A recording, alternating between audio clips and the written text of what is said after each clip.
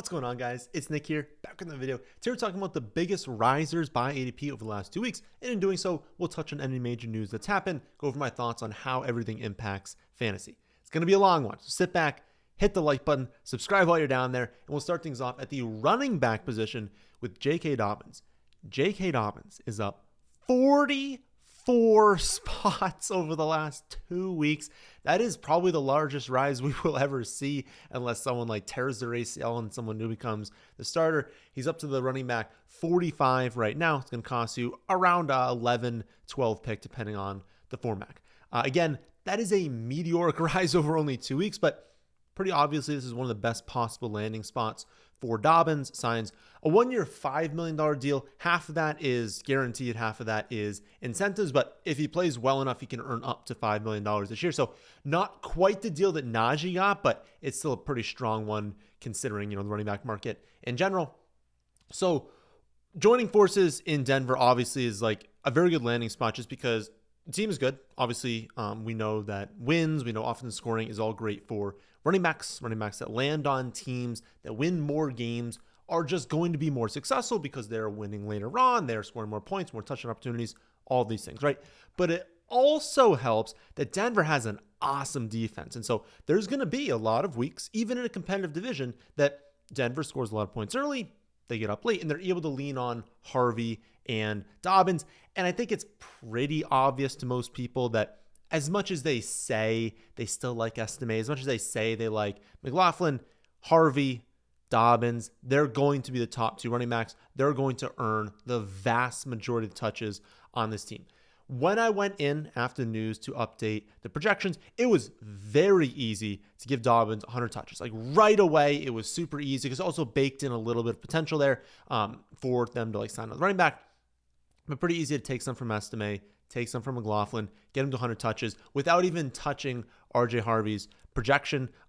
I think this team is going to utilize the running back position very heavily. And so even as a running back 2 for Dobbins, he's going to get a ton of touches. And then even as only technically we'll say a 1A for Harvey, he still get a lot. So this is not a situation where they both tank in value. Neither one of them is going to be productive in fantasy.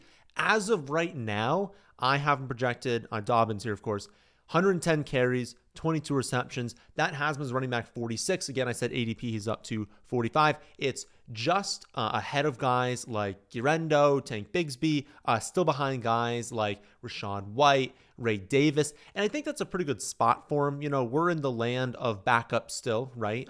But he's in the general range of the premier handcuffs, guys who might still be a backup like Rachaad White, but have really good passing down roles, like players who, yes, are backups, but are still going to have a lot of production. Dobbins, still 26 years old. I know he's had a million injuries throughout his career, so he obviously is a risk, but, it's a quote unquote risk because when you're in, the 11th, 12th round, how much do you really care about injury? So again, fantastic landing spot for Dobbins. He becomes a very strong value in drafts, a very good pick, high upside, because what if it's the reverse of what everyone thinks is going to happen, right? Everyone thinks that Dobbins is going to be the one to get injured. What if Harvey got injured? Dobbins would step in as a clear top running back, maybe not featured, but it wouldn't matter. He'd be a clear starter every week. So ton of contingent upside, and then still going to have a strong role on early downs, a little bit mixing in receiving downs as well. So he's a strong pick in drafts right now. As for Harvey, pretty objectively bad news. Would you prefer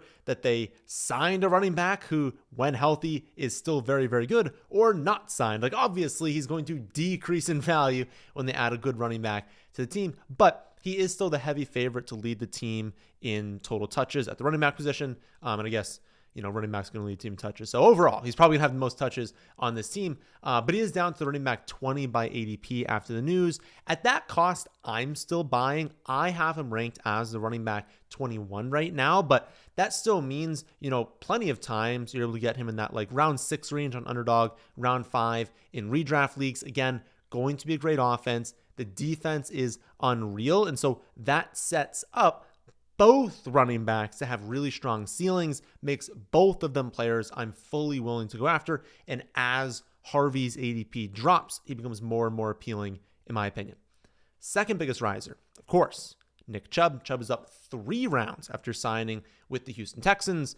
He's being drafted now as running back 55. That's like round 15 underdog, round 14 in redraft. Personally, I'm not buying into this one as much. The deal's totally fine. 1 year, $2.5 million. I don't think the broken foot from last season is like a really big concern or anything. I wouldn't worry about that. He's also now 2 years removed from the major knee injury, and so that becomes a little bit better. So I wouldn't look at him and be like, oh, huge injury concerns.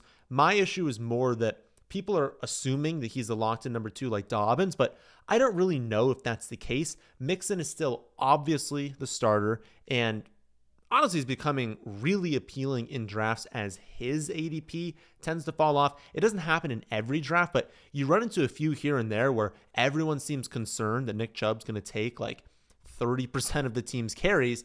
And then all of a sudden you see Mixon drop, around past where he goes on average. And he was already a pretty decent value in drafts. So I get excited when that happens and Mixon falls really far. But the team also really likes Woody Marks. Very strong possibility that, he's not in there on every passing down, but that on a lot of passing downs, he mixes in if he is as good as they think he can be. And until they do a trade, they still do have Dameon Pierce. Now, that'll be the really big thing in camp is the battle between Pierce and Chubb and what they kind of do there. Does Pierce win the battle? And do they cut Nick Chubb? Do they just have him in a extended role? I don't know what's going to happen there because it's in the future, and we don't know how the battle's going to happen in camp. But maybe Nick Chubb wins that job. Maybe they trade away Dameon Pierce, and then I'd gain a little bit more confidence in Chubb. When we look back to a player like Dobbins, right, I'm very confident he's going to have a weekly role while he's healthy. It's just going to happen. And then, of course, if Harvey went down, Dobbins would be someone we're starting every single week, no matter who else you have at running back. With Chubb, maybe he mixes in for a few carries here and there while Mixon is healthy, but he's not going to catch any passes at any point. He's not going to get any third down work. And I don't know, like Mixon is obviously, just so obviously a better running back at this point in their respective careers. I don't know how many carries Chubb's going to get. And if he's only mixing in for 4, 5 carries a week and no receptions, it's okay, so he has no value whatsoever while Mixon's healthy. And then again, if they don't trade Dameon Pierce, does he even have that role? So I think just because people are assuming he's that locked in too, and that's why his ADP is really, really going up, I get it because obviously he's been good throughout his career. But he did not look good last season. Obviously, he turns 30 later this year. There's a possibility he's just cooked. And so until we see more, until we see him run in the preseason, at least in training camp or something, I don't know. I'm probably staying away from his ADP right now, especially as it keeps going higher. Third big-time riser at running back is Miles Sanders. He's up 2 rounds, being drafted now as running back 59. Going to cost you roughly a round 16 pick on Underdog and in redraft. This stems from reports that he's looked great in OTAs. New head coach Brian Schottenheimer really talked him up, said he's explosive. He can really hurt you in the passing game. Personally, this is another one I'm pretty much fading. There are no pads in OTAs, so I don't really care how much or how good guys look, especially at the running back position. You do not know how good running backs are until we at minimum get into camp, put those pads on, have joint practices. Once all those things happen, then when they're seeing guys looking really good, you can buy into it a little bit more. But right now, there's no pads, there's no real hitting. Nothing is happening right now. So any comments should not be driving ADP, especially for running backs that we know aren't that good. I was a really big Miles Sanders fan when he came out of college early in his career. I thought he could be really good. It's just he's proven for years now that he's not that good, that he's pretty much a bust in the NFL. I mean, he had a good open to his career, but in terms of what we thought he could be, did not live up to the hype. Again, for years now, he has not been that good, so I don't see why that would change this season. I think a lot of this rise, too, is the fact that, you're getting these positive reports from Javonte Williams, from Miles Sanders, and not from Jaden Blue. Jaden Blue hasn't really got a ton of positive reports right now. But again, everything is just hype. Everything is just dependent, honestly, on what questions reporters happen to ask. I maintain that Javonte, Miles Sanders, they're highly mediocre. And so maybe they open the season, they probably do, as the top 2 running backs. And Jaden Blue probably doesn't have a big role to start the year. But I would still spend a pick on Jaden Blue, especially as his ADP starts to fall or continues to fall. Because as we get halfway through the season, later in the season, that's when I would expect talent to win out. And I do still believe Jaden Blue is the more talented running back between these 3. And so if it's going to continue, that people are going to keep taking Javonte earlier, keep taking Sanders earlier and earlier, and we can push back to ADP on Jane Blue, he's the one I would still prefer to go after. Another big time riser is Travis Etienne. He's up around now, going as the running back 35. That's around 9-10 turn underdog, mid-ninth round in redraft leagues. This rise also stems from coach speak. Liam Cohen has been adamant that Travis Etienne has been doing great, that all these trade rumors are inaccurate. I'm not saying that he's necessarily lying. It's just that we don't know. Like, he could be absolutely telling the truth. Travis Etienne's going to play all season long, and he's going to be great for this team. But no matter whether he thinks that's going to happen or he thinks he's going to trade him, he is not going to come out in the public and be like, yeah, we hate him, we're going to trade him. That's just not going to happen. So what he's saying right now just gives us no indication of what's actually going to happen. He'd be saying the exact same thing even if they were looking to move him. So I don't think these comments should be, changing the situation for us, should be translating into ADP changes. But because we're not in camp yet, because we don't have pads on, because we don't have real reports to go off, any report right now is really going to drive ADP. I will say this, though. Etienne is in the final year of his deal, and it's not like his market's going to be crazy in trades. And so with it being pretty unlikely to re-sign him, they could have still loved Tootin, viewed Tootin as the clear running back one in 2026 and on, but they could still use Etienne as their lead back this season. It could still be a situation where Tootin slowly ramps up as the year goes on, that they really use Etienne and Tank Bigsby as their top two running backs, and that maybe Tootin starts to take over later in the season, but that it's more 2026 and on because they don't re-sign Etienne. So I don't want people to think that it's a guarantee that just because they drafted Tootin, just because Tootin is a great running back and probably going to have a better career than Etienne, that it's going to guaranteed happen this season. Still, at cost, I would be pretty surprised if Etienne turned out to be a league winner. So when you look at the ADP for Travis Etienne, as it continues to rise, soon he's going to be as a top 100 pick, right? I don't see a world, because they're probably not going to trade Tank Bigsby, and they're definitely not trading Tootin. So as all three running backs are healthy, I don't see a world where Etienne is a league winner, that he has some insane season, unless Tootin ends up being a huge bust. But I do see a world where Tootin ends up being their best running back, gaining a huge snap share. Maybe they trade Etienne, and he does become a league winner. And if his ADP is also way later, I don't want to say way later, it's multiple rounds later at this point, I would just prefer to go in that direction, take the guy later that I think has the higher ceiling, as opposed to the quote unquote safer pick, because I just don't see Etienne really being a true difference maker in your lineup this season. And as his ADP goes up, again, on nothing, on no actual news, I just don't really want to buy into that. Another big time riser that I am not buying into at running back is Isiah Pacheco. He's up half a round, now the running back 27. That's the mid-7th on Underdog, early 7th in redraft. I actually don't know this one. There's been no coach speak, so my assumption is that a major platform moved up the rankings, and that's really just what's driving it. But I don't know. I'm not into Pacheco. He was on the must-draft list for part of last season, but I started to kind of get cold feet on that one. I started to look at things and be like, I don't know about this. I think there's actually a lot more passive failure than we're thinking. So redacted him from the must-draft list sometime in earlier mid-August. And it's I don't feel the same way this season in that I liked him at some point and now I don't. I just don't see it. I don't see what outcome could happen here where you draft Pacheco and you're pumped that he's in your running back 2 spot every week. You could have Elijah Mitchell stealing touches, maybe Brashard Smith comes in on third downs, or the more likely outcome that Kareem Hunt, again, is their third down back, takes goal line work. Kareem Hunt was elite as a goal line back, honestly, throughout his career, but especially last season. He was awesome in short yardage. I don't really know that that's going to change. And so if you've got him taking some early down, some third down, all short yardage, you've got other backs missing in passing downs. Is Pacheco now not going to have many receptions, have limited early down work, and limited touchdown potential? Because it's also, they don't run touchdowns in, right? They throw the ball every time they get close. I don't know. And then you look at it and you say, including the playoffs, do you know how many times Pacheco, throughout his career so far, has scored over 15 or hit 15 and a half PPR points? 48 career games, right? 6 times.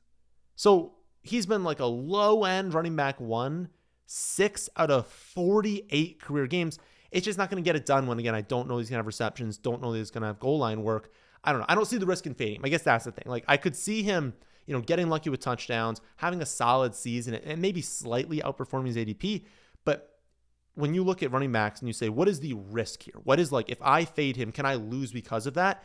And I just cannot fathom that being the case. There is no way you lose your league, you do not win the championship because you decided not to draft Isiah Pacheco. And if that's the case, it is so easy to pass on players because there will be players throughout the draft that you sort of lost because you passed on them, because they proved to be true league winners. If it's not really even in his range of outcomes, there's really no risk in fading him. Final running back riser over today is DeAndre Swift. And this is one I can get on board with. Swift is up to running back 26 right now. Early 7th round pick in Underdog, more of a late 6th round pick in Redraft. Everyone has been baking in risk for the Bears in their projections, which drive, of course, ADP, that the Bears are going to sign someone, right? They're going to sign a running back. But as we get Chubb signed, as we get Dobbins signed, as we move our way throughout the summer, the risk that happens obviously goes down, right? Now there's no risk that Chubb or Dobbins are signed there. And every single day that we go through, it's like, well, if they were going to trade for someone, don't you think they'd want them in OTAs? Don't you think they'd want them once camp opens? And so every single day, it does become a lower and a lower risk. And obviously, as that risk goes down, you know that the value of Swift goes up. And since you all know my thoughts on Roschon, I think Roschon is a super overrated running back. It makes Swift a really strong pick in drafts, especially if you buy into the Bears. So if you were a person that is like, Nick, Ben Johnson's going in there. He is turning this thing around. I believe in Caleb Williams. I believe in Luther Burden. I believe in, Loveland. I believe all these guys are good and going to elevate this offense. And they already had good players that you think the Bears are going to be awesome. You should be hammering DeAndre Swift in drafts, because even if we are wrong here, they sign a running back, which again can still happen. At a bare minimum, if this team is good, DeAndre Swift, no matter who they sign, no matter who they trade for, is going to be their third down, passing down, 2-minute back. That is going to happen. If you want to call it the Jahmyr Gibbs role, go for it. That is going to happen this season at a minimum. And the other potential out there is that he's their clear running back one, getting early down work as well. If you believe in the Bears, you got to be going after DeAndre Swift, even at his new ADP. All right, that's for the running back. Let's go over to wide receivers. Every other position has a little bit fewer risers, but definitely still options here for us to go over. So at wide receiver, top 2 risers are late round picks, Calvin Austin and Dante Thornton. Both rising into round 17. Personally, I'm just still not drafting either one of them, so we can go over these pretty quickly. Thornton, I will say, is interesting in rookie dynasty drafts. He's a name that is definitely pushed off into the later rounds. I would guess sometimes maybe going undrafted, maybe not, but he's definitely a 3rd, 4th round pick in rookie drafts that people are kind of overlooking because Besh, of course, was drafted earlier, because the Raiders are also not that good of a team. So interesting name for that upside. But in terms of redraft, in terms of even Underdog, these are not guys you need to go after. For Calvin Austin, my gut says that the Steelers are going to add another wide receiver. I just don't see them rolling into the season with Calvin Austin as their number 2. Thornton, he's been playing more first-team snaps than Besh and OTAs. Remember, OTAs do not have pads. They favor speed players. Anyone who is super fast is going to look great in OTAs. Thornton is 6'5", 205 pounds, runs a 4.3 40. Of course, he's going to look great in OTAs. He is a slim, deep threat.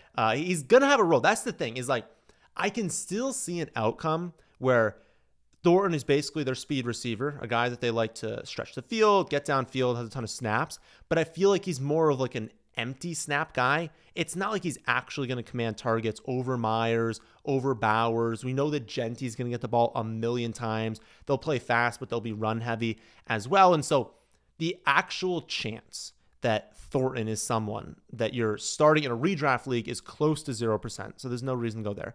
And even on Underdog, if you put together a Raiders build, go for it, right? You drafted Genty, Bowers, Myers. You went after Geno Smith. Certainly end your draft with Thornton. But aside from that specific outcome, he's just not a player that I expect to have any sort of consistent production this season. He'll probably have a few deep balls, but not someone I really want to rely on. The Raiders are an elevated offense. They're an ascending offense, but they're not going to be an elite offense, and he's obviously not going to be top 4 in touches, might not be top 5 in touches. So if you have like the 6th, highest touch player on the Raiders, it's probably just not a situation you really go after. And then again, I just don't see it with Calvin Austin. Third biggest riser is, unfortunately, our boy Pat Bryant. Now the wide receiver 69, mid 14th round underdog. Still, early 16th round redraft. You can still probably get him with your last wide receiver pick. I think people are starting to realize that Mims, I think that's more of the correlation here, is that Mims is probably a little bit overrated in drafts right now.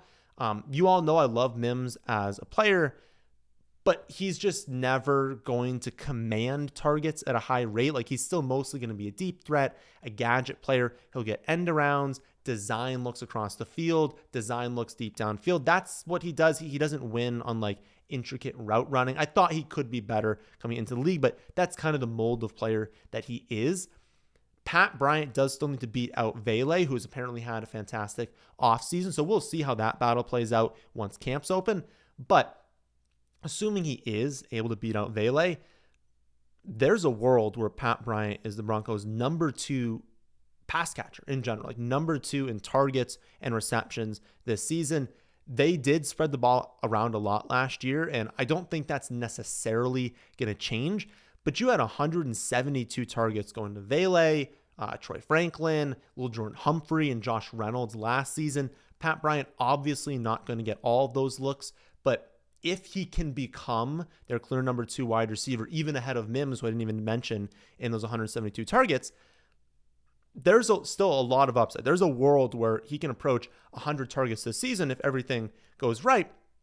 And he's going to be pretty efficient, right? It's going to be efficient offense. He's going to play closer to the line of scrimmage. So I'll just say, especially in a full PPR format later on, if he can get 100 receptions, there is a world where he's in, the mid 60s or 100 targets. There's a world where he's in the mid 60s for receptions. And of course, anyone with that sort of upside going that late in the draft is going to bring our attention up. I think there's still a lot of unknown with exactly how target share works. Do they use Evan Ingram in that Joker role? Is it more Sutton is the 1, Ingram is the 2, and then you have Pat Bryant? Does Pat Bryant not even beat out Vele? So I'm not saying this is a lock here. I just really like the talent. I think he is going to beat out Vele. And so I agree with the rise in ADP, but I will say I used to be 2 rounds ahead of ADP while he was going really late. As that's kind of worked its way up, I'm now a little bit ahead of ADP, but nothing crazy. Moving earlier in drafts, DK Metcalf is up to the wide receiver 25, now a mid 4th round pick on Underdog, early 5th rounder in redraft. This rise is obviously related to Aaron Rodgers signing with the Steelers. So hopefully you stocked up on the discounted Metcalf before that signing, because we always knew, right? We talked about this early in the offseason. There's no way you go out and you pay $1 billion to Metcalf, you draft a running back early, and you are the Steelers, a team that doesn't tank. There's no way they weren't going to go after one of Rodgers or Cousins. So you always knew they were going to get someone. It was just who they going to get and when is that going to happen. As for his new ADP for Metcalf, I think it's totally fair. I still have him graded out as a slight value, less of a value than he was before. Obviously, everything was factored in by his ADP. He still has a little bit of room to rise.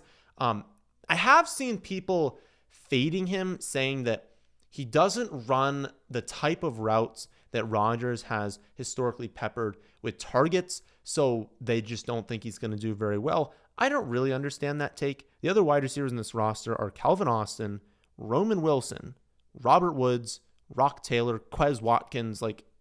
No, there's absolutely no one on this roster that has any sort of talent behind DK Metcalf. They're going to run a ton of 2 tight end sets. They're even going to try and mix in 3 tight end sets if they can trade for Jonnu. There's a real world where they trade for Jonnu Smith and they're let's go. We're going to treat Jonnu almost as a wide receiver too. We're going to be heavy on the line of scrimmage, great run game, and when we throw it, it's going to Jonnu, it's going to DK Metcalf, and a little bit to Pat Freiermuth. I can see that happening, which will be disgusting to watch, but we all know that ADPs in heavy sets skyrocket wide receiver targets, target shares, all of that. It just makes sense, right? Would you rather have a 5 wide set, or would you rather be competing with targets with, Darnell Washington. Like Darnell Washington, they like, right? But he's a blocking tight end. He's going to have a couple design looks going his way. But Darnell Washington, even the worst wide receiver, is going to command more targets than Darnell Washington. So we know the team's going to go heavy. We know they're going to use 2 wide receiver sets or 1 wide receiver sets at a very high rate. And so that is going to benefit Metcalf. He's going to have insane target share. Aaron Rodgers is still a smart quarterback, right? He knows that he's not going to pepper targets to these scrubs. He's going to DK Metcalf. So again, I think Metcalf is a great pick. They could still absolutely acquire a wide receiver 2. I have that possibility baked in still. I still have like an extra signing chance added into the projection. So that can happen. It still won't have a big impact on Metcalf depending on who it is. I'm hoping they sign Keenan Allen because I have a ton of Keenan Allen and around 18 on Underdog. And I do actually think he'd thrive with Aaron Rodgers. I think he'd complement DK Metcalf well. Who knows? Regardless, I would still be drafting DK Metcalf at his current ADP. Another early round wide receiver that's been rising is Rashee Rice. He's up to the wide receiver 12. He now goes in the late second round. So he goes after Drake London, AJ Brown, Ladd McConkey. Like that tier, he still goes after them, but he's approaching that tier. And then he goes ahead of now T. Higgins, Garrett Wilson, Marvin Harrison Jr., and Tyreek Hill. And I get it. Like, he was awesome to close his rookie season, finished as like the wide receiver 3-4, depending on the format, but he was a top 5 wide receiver over his final 6 weeks. He looked awesome to open last season. He was 3rd in targets, 1st in receptions, 2nd in yardage, 4th in fantasy points over the first 3 weeks of the season.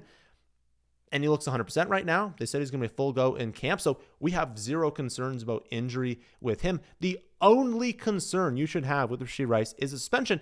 And honestly, it's looking very likely that's not going to happen this season. So I am having a little bit of a difficult time, like figuring out exactly how I feel about this late second round ADP because it is still pretty early, but he was dominant over the middle of the field so far in his career, right? End of rookie season into last season. You've got Kelsey declining. It's tough to know exactly how Kelsey's going to look this season, but you should just assume a little bit worse than he was last season. And so like there is an outcome here where you've got like 110, 115 receptions for Rice, over 1,400 yards, 10, 12 touchdowns. Like that is in his range of outcomes.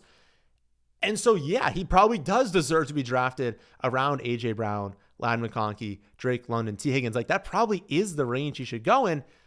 My main hesitation is obviously the sample size. You guys know I try not to buy into small samples. I try and see production happen and try and adjust from there and try not to draft people really, really high if we're just not 100% sure. But look at Ladd, right? It's not like Ladd McConkey has that large of a like sample size. He only has 1 season, but I'm not afraid to draft him. Drake London, sure, Drake London has a larger sample size, but Drake London's played 50 career games. Only 6 times has he gone over 100 yards. Well, Rashee Rice has 20 games, 30 less games. He's done it 4 times. So it's like, what, am I supposed to wait another 30 games for Rashee Rice, another 2 seasons, see him go over 100 yards once in each year, and then I can say, oh, now it's time to put Rashee Rice up there? Like, what's the cutoff here? First, looking at a small sample, and like, what is the cutoff for saying I can buy into this versus I can't because of sample size? Like, it's very difficult to know. It's very subjective, but from week 12 in 2023 through week 3 last season, when he was starting to go off, and then when he got injured, he was a wide receiver 6 in half PPR points per game. And Worthy only started to get going last season once he was, I don't want to say moved into the Rashee Rice role because it was still a lesser role than Rice had, but when he was moved into that more like low ADOT role. But Rice will be back. So if there's anyone we should be worried about, it's Worthy. It's saying, okay, well, his role is going to be reduced because Rice is back. Targets go down. Targets go deeper downfield, so now they're less efficient. Like, he's the one I should be worried about. Rice, I mean, maybe he's going exactly where it should be. Maybe he's still a discount. Like, should he be going in the early second round? Like, it's something I kind of have to work through. I'd love to see everyone's opinion in the comment section below. Right now, I think his ADP is correct. I think if you wanted to draft him even ahead of Ladd, even ahead of London, ahead of AJ Brown, like, I wouldn't laugh at that because there is easily a path here to top 5, top 3 production for Rice. And again, we're not concerned about health. At this point, we're probably not that concerned about the suspension. I don't know. It's a difficult situation, but I'm thinking the rise is definitely warranted. At tight end, biggest riser is Pat Freiermuth up to the tight end 19. Bit of a tough one for me. They do really like, obviously, again, it's because of Aaron Rodgers, but they really like Darnell Washington. They've been trying to trade for Jonnu. Like, if they were in love with Pat Freiermuth, are they trying to get a third tight end onto the roster? They could still add another wide receiver. Maybe they do bring in Keenan Allen. I get it. His value increases because of Rodgers, but there are other tight ends I much prefer to take late, so I'm not buying into the rise for Freiermuth. One other notable riser at tight end is Kittle. I've seen him go much. I saw him go in like the 30s the other day. Like, his ADP was in like the mid 50s. Now I think his average ADP is around 48, but I've been seeing people take him like consistently in the low 40s. He's going to remain the tight end 3 all summer. He's never going to drop to 4, never going to rise to 2. But if his ADP is going to keep going up, like, I mean, the trend is that it could rise, into like the 3rd round. Maybe that'll be too early for me. I don't know, but I understand the rise. I mean, especially with Ayuk, like, if his recovery ends up being a little bit slower than expected, I think the expectation right now is he's not going to be healthy fully to start camp. He's probably not going to be 100% to start the season. And so if you have Debo leaving, if you have Brandon Ayuk not being 100%, now you're really relying on Juwan Jennings and Ricky Pearsall, like, having a ton of targets. Of course, McCaffrey's going to be great, but I think people are looking at this being like, the upside here is that Kittle is like the clear tight end 1. Like, there's a world where he surpasses Bronk Bowers. He is the tight end 1 overall by like a whole point per game. And if that actually ends up happening, even if you draft him in the 4th round, that unlocks a crazy high ceiling to your roster, because you've drafted, you might have 2 wide receivers and a hero RB to start things off, and then you might be able to add in the tight end 1. Like, I get it. I'm hoping the ADP doesn't rise too much. Right now, I have him pretty accurate. I think I'm 1 ahead of ADP. So again, hoping he kind of dies down a little bit, but the rise makes sense. He's a really, really good pick in drafts. At quarterback, biggest riser, obviously, Aaron Rodgers. Don't need to go over that too much. Pretty self-explanatory that when you are questioning retiring and then you sign somewhere, your ADP is going up. He is someone I would never draft in a redraft league. So honestly, even super flex. Like, I don't even care what the format is in redraft. Don't draft Aaron Rodgers. But on Underdog, if you happen to go Metcalf, you happen to grab Jalen Warren, he's not a bad pick where he's going. I think it's around pick like 180. Totally fine to draft in there, but I would need to draft Aaron Rodgers on a stack on Underdog and nothing else, and I wouldn't be going after that stack. Bigger news, I think, in the later round is Daniel Jones. He's up around, now going in round 17. It coincides with the drop for Anthony Richardson, now down 2 rounds into the 18th round. So people are now starting to take Daniel Jones over Anthony Richardson when they have Colts stacks. People are obviously scared off because of the shoulder injury. He seems confident he'll be good to go in camp, but who knows with that? We have no indication of what's going to happen. Personally, a situation I'm just avoiding. Daniel Jones is, I would say, the overwhelming favorite to open the season as the Colts starter, but it's also super likely that Anthony Richardson starts at some point too.